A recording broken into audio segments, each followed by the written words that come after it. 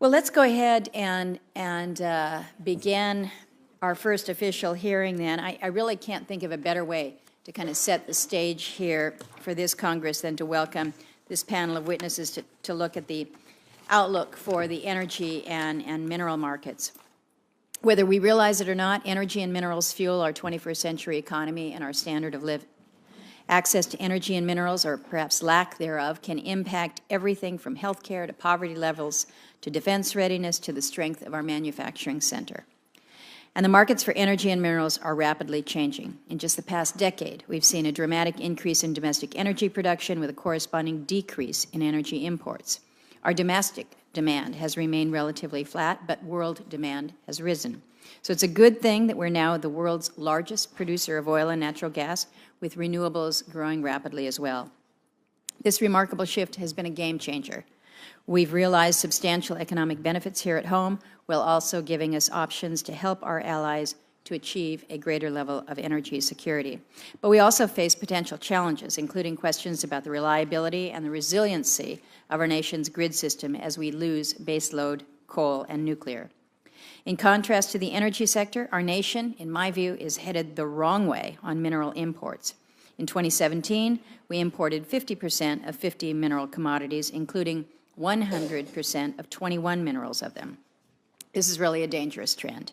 It's really our Achilles heel that serves to empower and enrich other nations while costing us jobs and international competitiveness. Over the past several years, our committee has sought to call attention to our reliance on foreign nations for our minerals.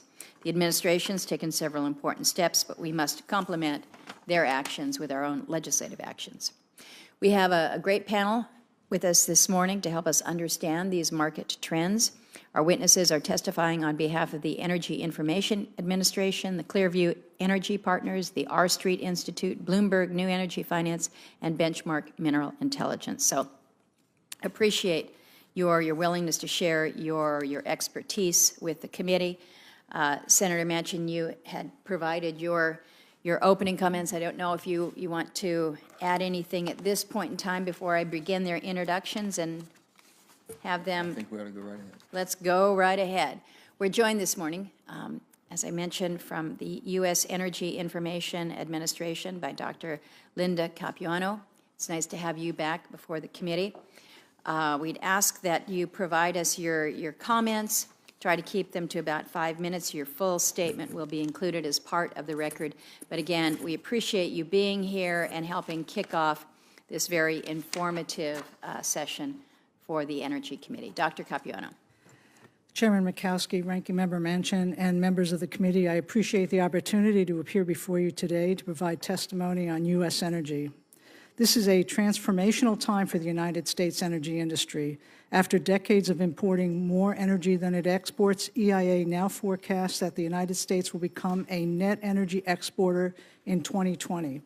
The crossover to net export occurs as crude production increases and domestic consumption of petroleum products decreases. The U.S. produced almost 11 million barrels per day of crude oil in 2018, and EIA expects the U.S. crude oil production will remain greater than 14 million barrels per day through 2040. Favorable geology and recent technological and operational improvements have allowed petroleum liquids production from tight rock formations within the Permian region in Texas and New Mexico to grow to an average of 3.5 million barrels per day in 2018, compared with 2.5 in 2017. The United States is now the world's largest producer of crude oil, surpassing Saudi Arabia and Russia.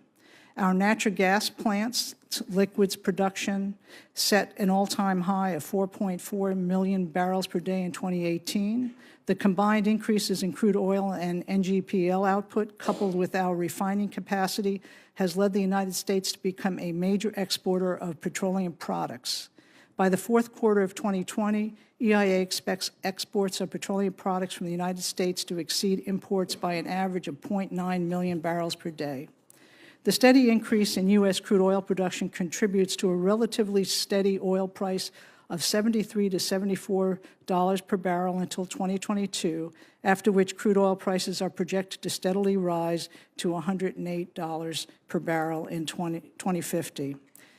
U.S. liquid fuels net imports, which include crude oil and petroleum products, have declined steadily, and we estimate they average 1.2 million barrels per day in the fourth quarter of 2018. This is less than half of the volume the United States imported last year. However, while imports have declined, the United States will continue to import crude oil. Similar developments in domestic shale natural gas resources have enabled the United States to emerge as a net exporter of natural gas. In 2017, total natural gas exports from the United States exceeded imports, and natural gas production reached an all-time high of 30 trillion cubic feet in 2018. In the longer term, EIA projects that natural gas production will initially grow by 7% per year, then slow to grow less than 1% per year after 2020. As a result, net U.S. exports will continue to grow as liquefied natural gas and pipeline exports increase. Abundant natural gas supplies and resulting relatively low natural gas prices have led to other changes. Despite total U.S. electricity demand remaining relatively flat over the last decade, natural gas displaced less economically competitive sources of electric power generation to become the largest share of electric power generation in 2016. Wind and solar capacity and generation also reached all-time highs in 2018, and under current policies and regulations, EIA's reference case in our just-released annual energy outlook for 2019 projects that renewable sources will surpass nuclear in 2019 and 2025. As a result, EIA projects the carbon dioxide emissions will remain about 2% below the 2020 level across the projection period to 2050. Relative to consumption, the AEO 2019 reference case assumes 1.9% compound annual growth rate for real U.S. gross domestic product through 2050, and total energy consumption grows by 0.2% per year through 2050. Industrial consumption grows the fastest, taking advantage of relatively low natural gas prices, while electricity power consumption increases at a slower rate due to efficiency improvements. EIA projects that residential and commercial buildings will maintain relatively flat energy consumption and grow, and demographic shifts offset policy gains. EIA projects that the U.S. transportation sector will see a decrease in consumption through the mid-30s as fuel economy increase offsets growth in vehicle miles traveled. However, as current regulations requiring additional efficiency increases expire after 2027, we project that motor gasoline consumption will start rising again, leading to total transportation sector consumption increases past 2040. And so this is an exciting and transformational time for the United States energy industry as world energy markets adjust to the United States becoming a major global supplier and exporter for the years to come. Thank you, Dr. Capuano. What we're talking about this morning is the outlook. And I was reading an article from a few days back that was throwing rocks at the EIA analysis and saying, oh, you know, it underplays how rapidly coal will retreat from the market, fails to grasp the scale of growth for renewable energy. It paints a picture of the future few utilities and energy analysts actually expect to see. And I'm just reminded that whenever anybody gets out there and provides an analysis or an outlook, it is what you're dealing with at that moment in time. It's difficult to forecast what changes in policies we may see. So much of what all of you have outlined on the panel here this morning just reminds us that this is very much forecasting. You know, in the political world, we pay attention to those pollsters that we think are usually right, and amongst the pollsters, they have little side bets, I think, as to who's closest to being right. Maybe we need to do some kind of a pool for our analysts to see how close we got to the mark at the end of the year. But again, recognizing that we have an opportunity at the policy level to help change some of this in ways that perhaps we can't even anticipate. So I wanted to ask about some of the variables that are out there. Obviously, a great deal of discussion and speculation about the impact of the of the situation in Venezuela, as we're seeing those sanctions there, the impact clearly of the Iranian sanctions, and how these all factor in. There have been multiple articles over the past couple days about what it means to our U.S. refineries and our ability here to do the mixing that goes on within our own infrastructure and structures. So, Dr. Capuano, Mr. Book, if you want to just comment real briefly on some of these external forces. I think you raised the issue, maybe both of you spoke to OPEC and that influence, but you have some truly external forces here that are difficult to factor in. So we put out our Steel Monthly, which does adjustments for production changes or shocks to the market. And if you read our last deal, and our next one will be coming out in the next week, what we see are adjustments. So as production declines in some areas, we're finding that production in the U.S. will increase or production in other locations will increase. So we're finding that while it's disruptive, that there are adjustments that get made. And so the oil and gas is flowing. But the question around the refineries gets into fuel mix. Mm-hmm. So, you know, of course, Venezuela has a heavy crude. Our refiners use the heavy crude in order to produce products. But there are other sources of heavy crude, for example, from Canada and others. And so far, if you read our STIOs, we're seeing that adjustments are being made. And while prices are changing modestly, that things are happening. Any of you who want to chime in on this is, what's the lowest hanging fruit that you see in the energy as far as in pollution from the standpoint we can clean up CO2, carbon emissions, be more efficient in what we're using? What's the lowest hanging fruit that we have that you all see? The personal desire people have, basically, people make a decision, you drive an electric car or not. Things that we like to have making personal decisions versus a practical approach to what really changes. What moves India? What moves China? Their demand on using fossil fuels is greater than ever. Their appetite for it is well into 2040, 2050, and all predictions that you all, Dr. Capuano, have mentioned. What's the low-hanging fruit, and what would drive that to make it more efficient in use of how we pollute, I guess? Doctor, do you have any input on that? Well, when you look at, I think the low-hanging fruit is gone, but if you look, I think at our graphs, and as we've submitted some of these, you'll see that through technology investment and policy combined, we have been driving down the carbon intensity, both of the grid, transportation, and residential.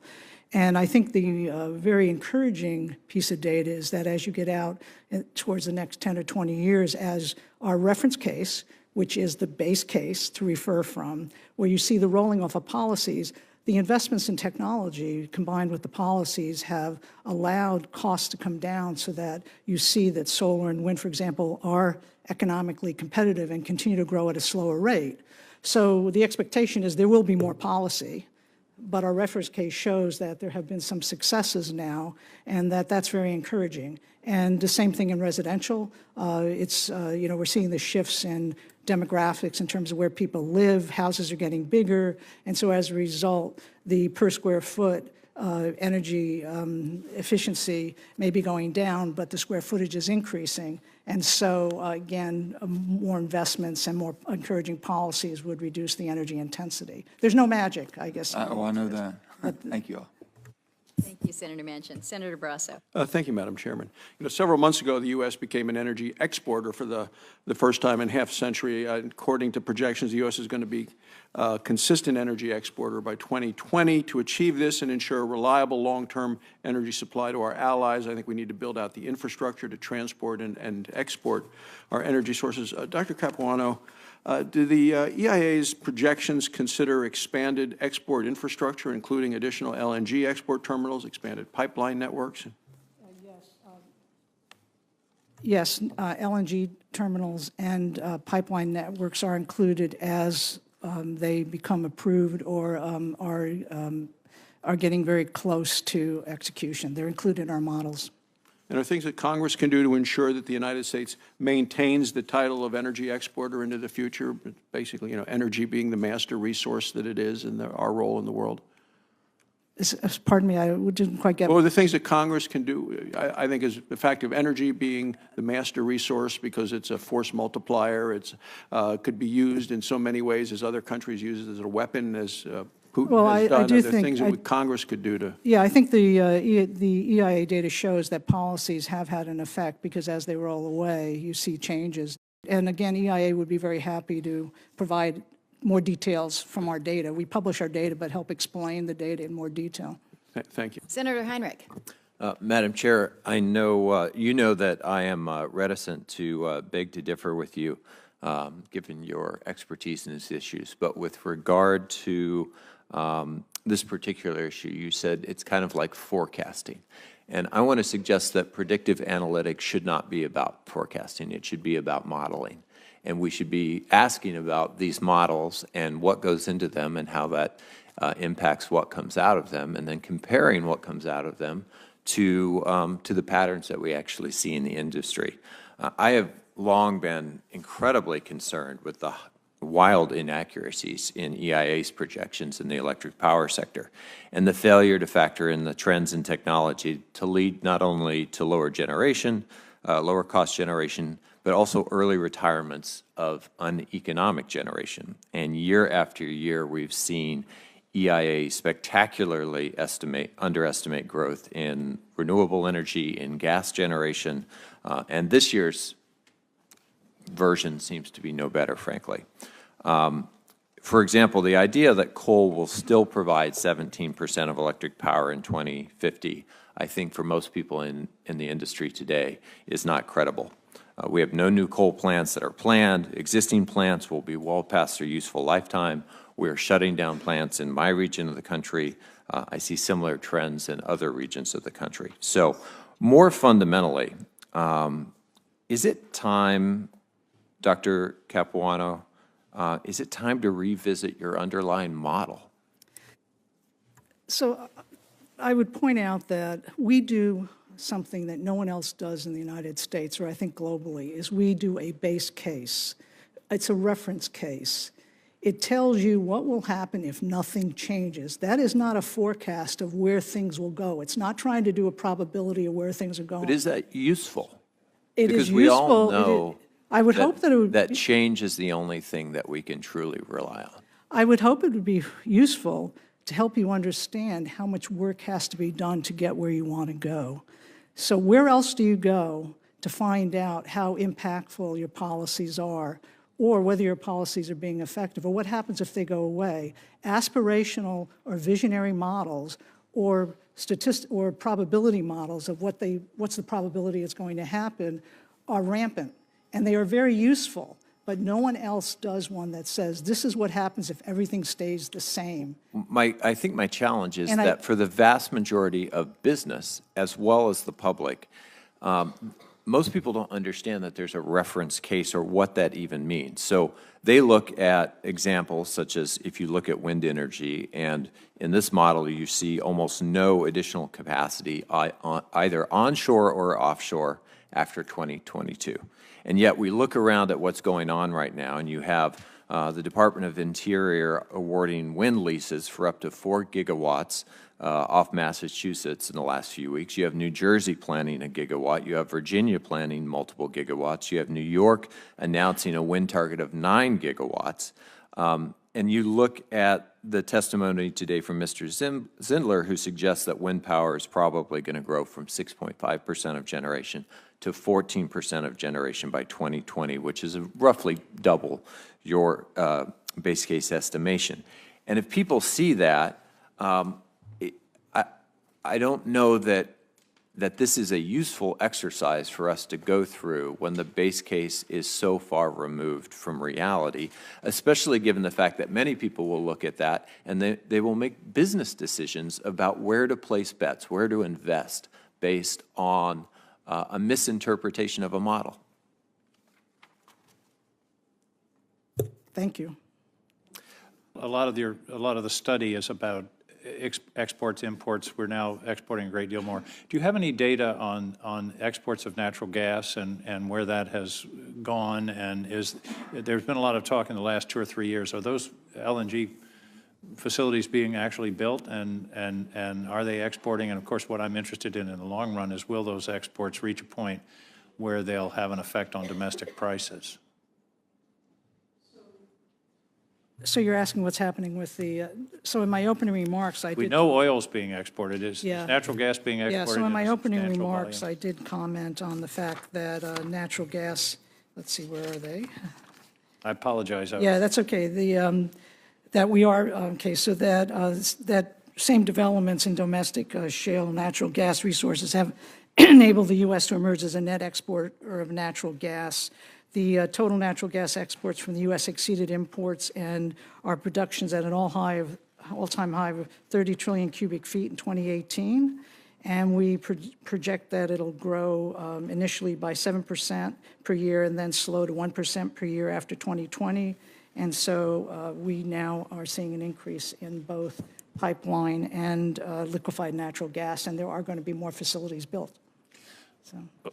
What I'd like to urge you to do in your data collection is to integrate those projections with price projections. My concern is we start to export and reach a point where supply is tighter, and therefore domestic prices go up. So, but perhaps that's something we could follow up later. Yes, we can follow up with you when we do address that in some of our projections. What we're seeing is that production, as the prices go up, production will increase, and so we do not see a lot of that. But yes, we have more details that we can provide to you. Yes. Thank you. Dr. Capuano. There's been a lot of discussion regarding the increased use of renewables. But as I understand, the physics of our current technology kind of top out as to the efficiency both of the wind turbines and the ability of the batteries to store energy. And that these are immutable, if you will. They are laws of physics, which in turn will top out the contribution that renewables can make to our overall energy mix. I think I know that IEA has kind of begun to taper off the growth in renewables as a mix of the U.S. economy. Any comments on that? Would you agree, disagree? So when you look at the EIA projections out to 2050, what you're seeing is the roll-off of policies that are causing the slowdown in the renewables being absorbed into the grid, and so that obviously there are mechanisms that can change that. You're not seeing that the physics limits are not causing the slowdown out to 2050, and the investments in technology are causing improvements and cost reductions, and so out to 2050 we're not seeing those limits. But let me kind of quote here, and I just say that because obviously for an increased use of renewables, there will have to be substantially increased in efficiency, not marginal, not going up 6% or even 10%, but rather 50%, if you will, or more deployment. But I'm also told that, for example, where wind is deployed, the choicest places have been filled, if you will. So let's see if I have that right here. Of course, if I look for it, I won't find it.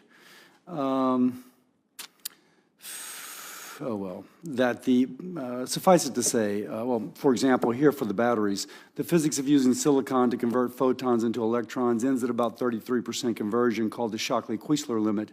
The most recent announcements of high-efficient silicon cells with 26% efficiency are approaching the limit. More efficiency is possible, but no tenfold gains left. This is out of the Manhattan Institute. Would you dispute that or kind of acknowledge it and say maybe we'll find something else to do?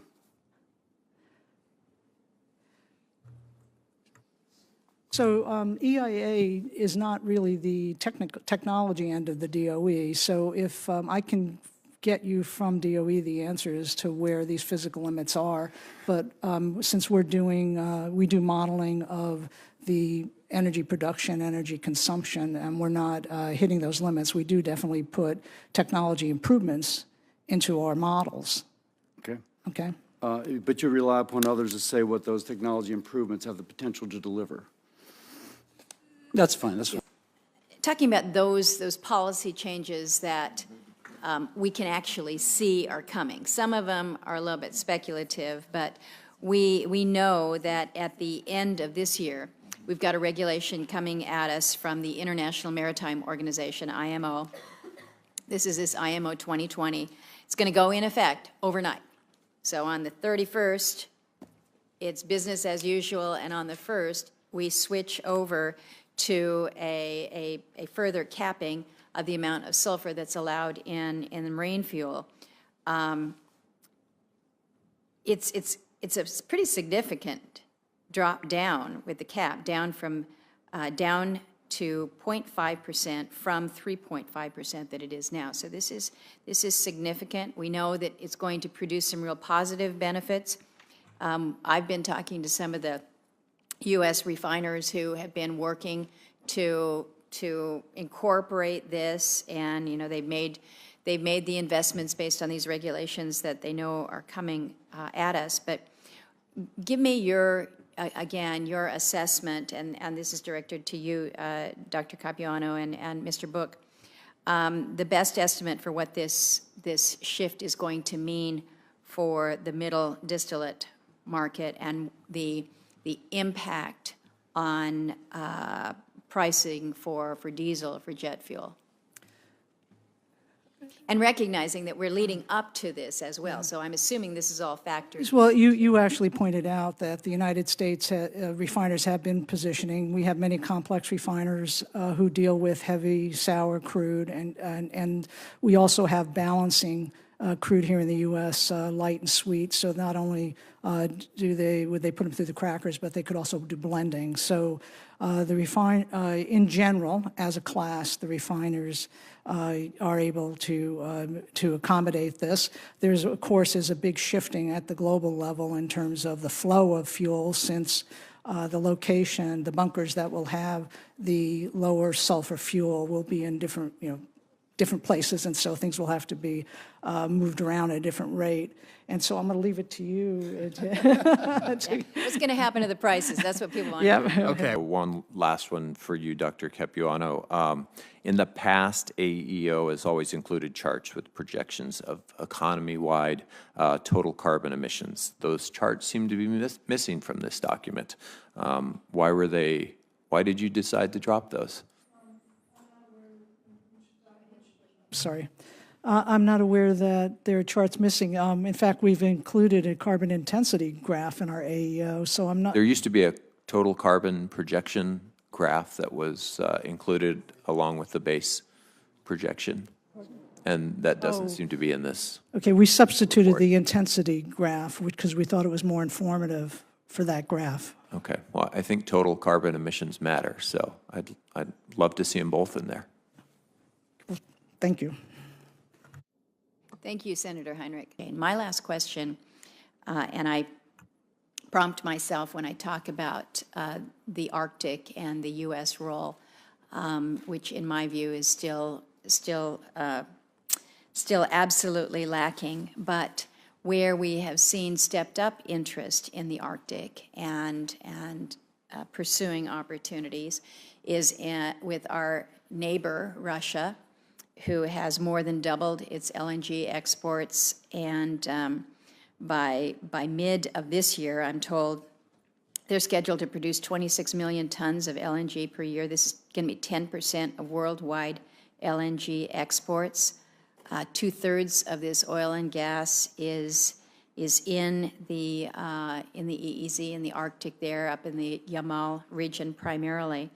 So I guess this is to you, Mr. Book, or Dr. Capuano, just speaking to the Russian investment in the Arctic that we're seeing, the impact sanctions are having or perhaps not having on that development, what it means for the world energy markets. We've hit a little bit on Venezuela and Iran, but obviously Russia is out there as well. So, and then more broad, what do you see as the global Arctic energy future?